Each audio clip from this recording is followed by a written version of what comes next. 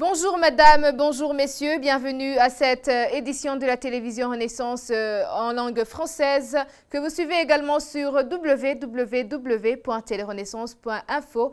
Encore une fois, bienvenue. Le 30 août de chaque année, nous célébrons la commémoration de la Journée internationale des victimes de disparitions forcées.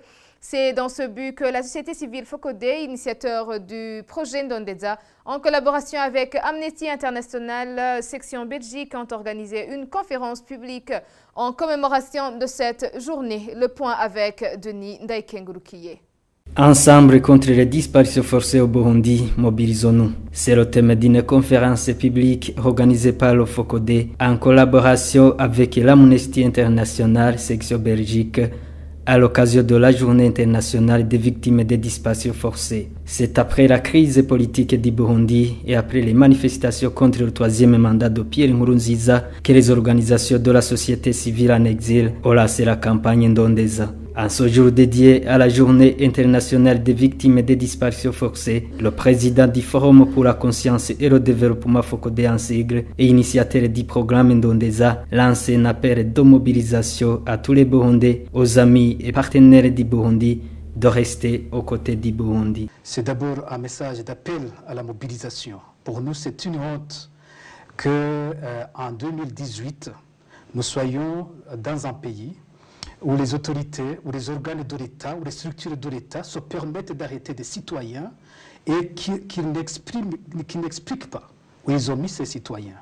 Il est anormal qu'en 2018, l'armée, la police, les services de renseignement qui sont payés par les citoyens du Burundi se permettent de faire disparaître des gens et qu'il n'y ait aucune explication de la part d'une autorité burundaise, que les douleurs, que les souffrances, que les pleurs des familles ne soient entendus par aucune autorité du Burundi. C'est aussi un appel aux partenaires, aux amis du Burundi, pour qu'ils restent vigilants, ils restent aux côtés du Burundi et que nous tous nous puissions dire c'est inacceptable ce qui est en train de se passer.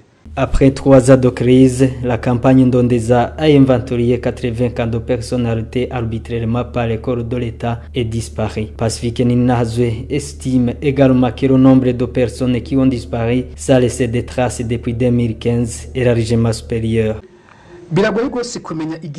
Il est vraiment difficile de connaître le chiffre exact des cas de disparition forcée depuis l'an 2015. Nous, dans la campagne Ndondeza, on a pu inventorier 80 personnes arrêtées arbitrairement par les corps de l'État et portées disparues. 300 cas de familles qui ont déjà porté plainte, mais qu'on n'a pas encore pu enquêter. À côté de cela, d'autres organisations ont pu inventorier 800 cas de personnes portées disparues. Mais de là, il faut s'attendre à d'autres cas, voir le comportement actuel des forces de l'État. Nombreuses personnes ont été tuées, nombreuses personnes ont été disparues, dont les cas seront difficiles à connaître.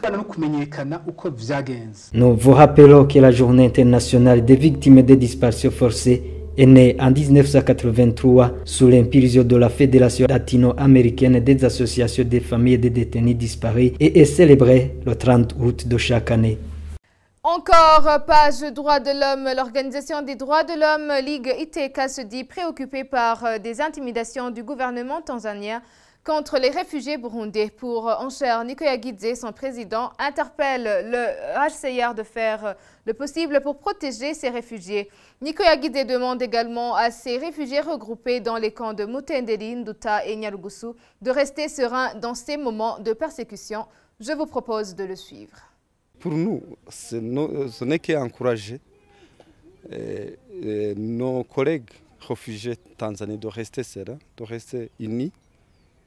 Et nous sommes là, autres organisations et institutions internationales sont là pour mobiliser le HCR pour qu'il fasse son rôle, qu'il protège dans la dignité ces réfugiés.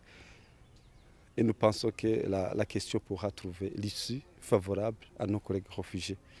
Et je saisis cette occasion pour faire appel aux autres pays de la sous-région de ne pas être contaminés par ce virus qui s'est déjà manifesté en Tanzanie. Que ces pays qui abritent les réfugiés burundais et autres réfugiés il protège ces derniers. Parlant des cas de réfugiés dans leur pays d'exil, les réfugiés burundais au sud du Rwanda, dans le district de Huye, se sont réorganisés pour créer des activités génératrices de revenus les permettant de vivre dans la misère de réfugiés, comme nous l'indique Madame Alice Nahadzwe qui vend ses marchandises dans le marché central de Huye. Reportage signé Rodrigue Ndikungami. Nous sommes dans le district de Huye, c'est aussi 10 pays. C'est l'un dans 30 districts que font le Rwanda. À Huye, les réfugiés burundais créent des petits métiers, les aidant à avoir de l'argent pour payer les logements et beaucoup d'autres. Alice Nahadzwe, elle a fui le Burundi depuis 2015. Alice est une commerçante.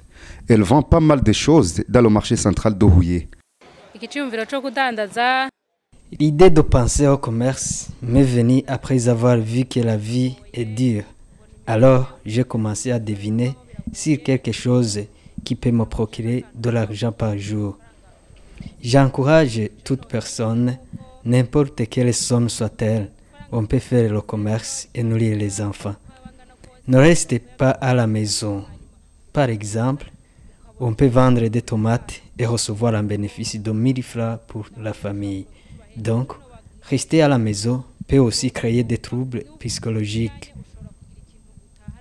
Je peux devenir grossiste comme les autres le sont. Je suis venu avec un petit capital, mais aujourd'hui, il y a un gain.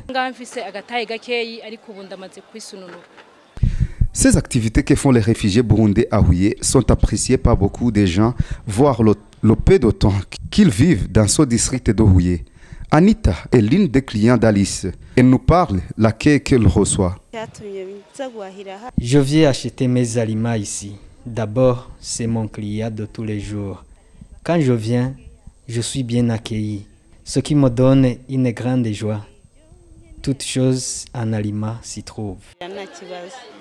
Les réfugiés burundais vivant à Huye font beaucoup des activités pour gagner leur vie, comme font les Rwandais. Vincent, le président des réfugiés à Huye, salue les activités de ces réfugiés burundais. Donc, en appréciant les activités génératrices de revenus organisées par les réfugiés ici à Huye, c'est un honneur à nous. En tant que réfugiés, en tant que représentants des autres, nous les encourageons à de ces activités afin que peut-être tout le monde puisse être responsable de sa vie, être autonome, afin que ces plaidoiries aussi finissent. Vous voyez par exemple ici, là ça ne parvient pas le loyer, là ça ne parvient pas à nous assurer la ration, nous nous nourrissons, nous nous logeons, c'est pas comme dans les temps. Donc, d'une manière générale, de toute façon, ces activités qu'ils essaient d'organiser, que ce soit en association ou individuellement, ce sont des activités encouragées. Raison pour laquelle je trouve que cette occasion aussi pour encourager d'autres réfugiés qui n'ont pas encore commencé ces activités. L'expérience a montré que le réfugié fait aussi il peut s'intégrer économiquement par là, tout comme tout national ici, que ce soit le Rwandais, que ce soit le Burundi, sont traités de la même façon dans ce domaine de commerce. Donc, quand nous voyons des réfugiés qui prennent le courage pour s'adonner à d'autres activités, en tout cas, ça nous enchante. 745. Ce chiffre est donné par le Haut Commissariat des réfugiés, HCR en sigle. Le district de Huye, c'est au sud du Rwanda. Ce district de Huye est habité par les réfugiés burundais qui sont au nombre de 745. Ce chiffre est donné par le Haut Commissariat des réfugiés, HCR en sigle. Volet culture pour clore ce journal, le groupe Mucho évoluant dans un environnement instrumental jazz et rock très connu dans plusieurs concerts à l'Institut français du Burundi, refait son apparition publique dans la ville de Kigali au Rwanda. Avec le début de la crise politique liée au troisième mandat contesté de Pierre Nkurunziza, deux membres du groupe ont fui le pays pour évoluer respectivement à Kigali et à Nairobi. Bertrand Ngendakuriyo nous fait vivre le spectacle offert par le trio talentueux du groupe Mucho.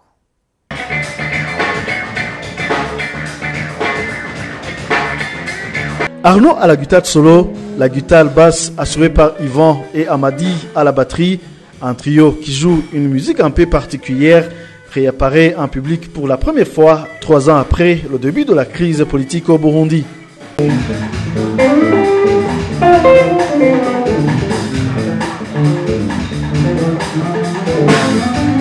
Auteur de morceaux Haramahoro, Aheza, Unyigishe et autres morceaux, ce trio qui porte le nom de Mucho se retrouve de nouveau pour enregistrer d'autres chansons au Rwanda. Yvan Kwizera, bassiste émérite, a pris part à beaucoup de concerts et festivals dans la sous-région est-africaine. Au Kenya, où il est installé depuis un moment, il a accompagné sur scène certains des grands noms de la musique tant gospel que profane. Arnaud, lui, évolue au Rwanda, tandis qu'Amadi poursuit ses études au Burundi. On peut espérer déjà le retour de Mucho Band. La réponse avec Arnaud Ngandji. Le groupe Mucho est revenu.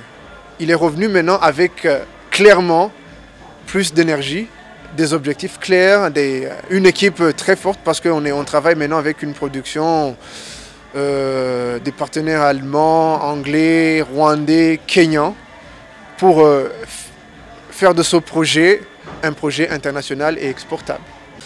Après cette performance sur scène dans le style rock, jazz et afrobeat, Arnaud est satisfait de l'évolution technique des membres du groupe.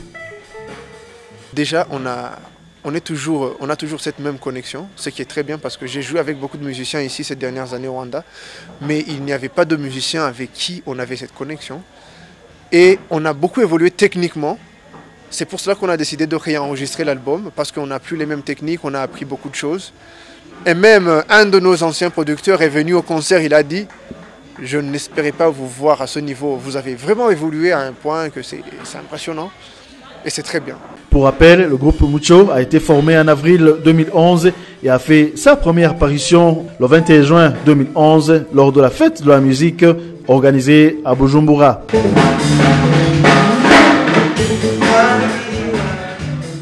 C'est par ici que s'achève notre journal. Merci de nous avoir suivis. À la prochaine édition.